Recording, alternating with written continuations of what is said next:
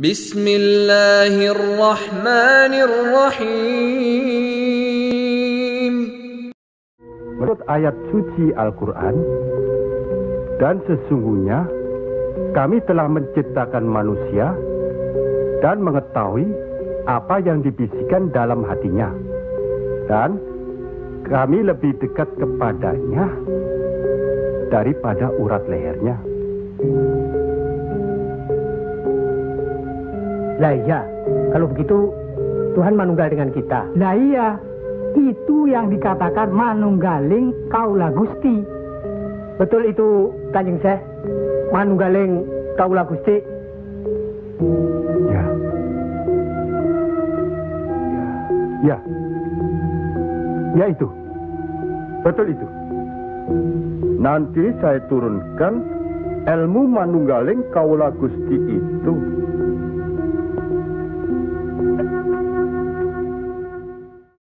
Tidak ada penggabungan antara Allah dengan makhluknya, dan ini perkataan yang batil.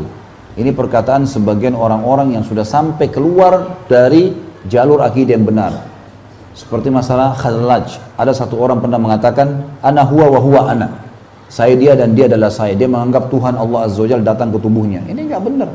Pertanyaan sederhana, apakah pernah Nabi SAW seperti itu? Tidak pernah sama sekali. Nabi SAW mengajarkan kepada kita cara ibadah kepada Allah. Sholatlah, ini caranya. Puasalah, ini caranya. Haji, inilah caranya. Jihad, inilah caranya. Ini halal, ini haram. Ikuti cara Nabi SAW. Laqad kana lakum fi rasulillahi uswatun hasanah liman kana yarjullah wal yawmal akhir wa dzakarallaha katsira. Pada diri Rasulullah SAW ada suri tauladan buat kalian. Gitu kan? Tidak pernah ada perkataan statement dari Nabi SAW kalau Allah akan bersatu dengan makhluknya. Kalaupun iya, Nabi SAW akan orang yang paling pantas melakukannya. Gitu kan? Itu saya sudah cukup sebagai konsep, tidak mungkin terjadi. Jadi nganti ono aliran wahdatil wujud, manunggaling kawula Gusti wong kesuwen GR gede rumangsa parak pangeran. Terus pangeran dianggap bersemayam di dirinya masing-masing. Akhirnya duwe keyakinan manunggaling kawula napa Gusti disebut wahdatil apa wujud. Ya apapun itu, aliran wahdatil wujud itu tidak mungkin benar ya. Karena bagaimanapun kita pernah tidak ada menjadi ada, itu bukti kita makhluk ya, bukti kita nopo makhluk.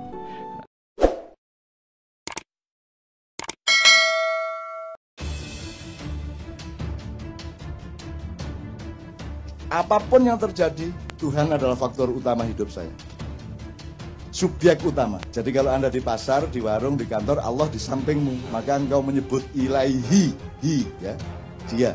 Tapi kalau Anda sholat, Allah di depanmu, maka Anda menyebut iyyaka na'budu wa iyyaka nasta'in. Nanti ada peristiwa rohaniah di mana Allah bersemayam di dalam kesadaranmu. Ini kalau diteruskan menjadi thariqat la ilaha illallah, la ilaha illa anta, la ilaha illa ana. Jadi Allah sebagai dalam tanda petik pihak ketiga, pihak kedua, dan pihak pertama. Itu untuk latihan, supaya ketika kamu ngurusin kehidupan di pasar, di kantor, di tempat pekerjaanmu, Allah tetap menjadi faktor utama. Meskipun dia tidak di depanmu, dia ada di dalam dirimu.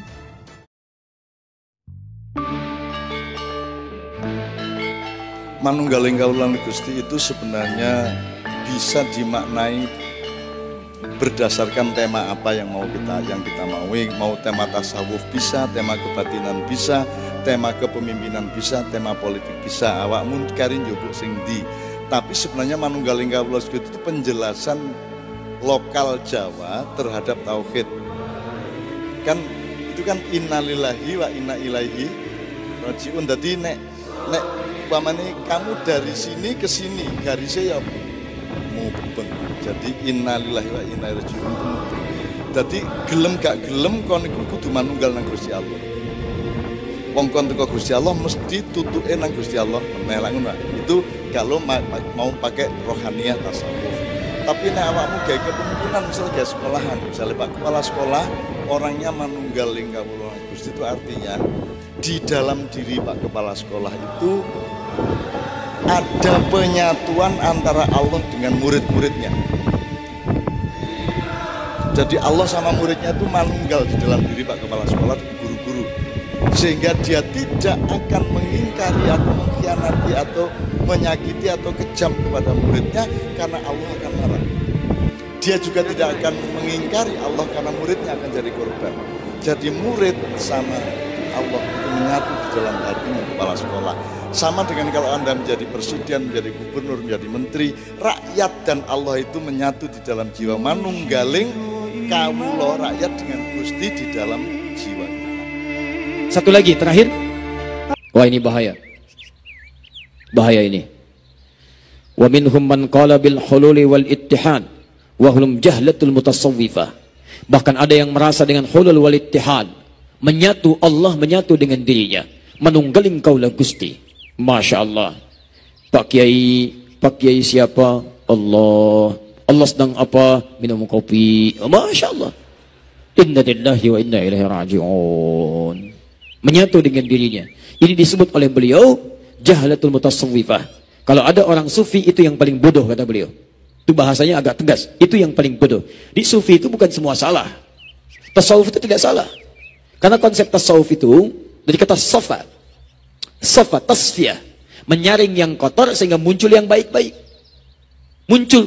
Jadi setiap kita menyaring yang kotor muncul yang baik, itu disebut tasfiyah. Hasilnya disebut dengan safa. Orangnya disebut dengan sufi. Tidak semua aliran sufi itu salah. Kata Syekh Hasim, yang salah itu yang menyimpang dari ukuran syariat. Jadi kalau keluar dari ketentuan syariat, itu yang keliru. Manunggaling kaulah Gusti artinya manunggal itu menyatunya antara Tuhan dengan makhluk. Apa makna daripada ini? Jika yang dimaksud adalah Allah berada pada makhluknya, maka itu adalah hulul, adalah satu kesyirikan yang sesungguhnya. Jika maknanya wahdatus syuhud, iman, maknanya apa? Tidak melihat makhluk kecuali yang terlihat adalah Allah. Tidak melihat makhluk kecuali yang terlihat Allah. Dalam keyakinannya Allah kita tidak bisa melihatnya. Tapi bagaimana kita tahu Allah? Setiap aku melihat makhluknya, aku kenal Allah. Itu kan yang diajarkan oleh ahli tauhid. Maka kita tidak tahu apa yang dimaksud. Karena hulul sendiri itu ada yang memahami dengan cara yang salah. Ada hulul itu maknanya adalah wahdatus syuhud. Sebab kalau hulul dari kata halla ya hulul, halla ya huluk.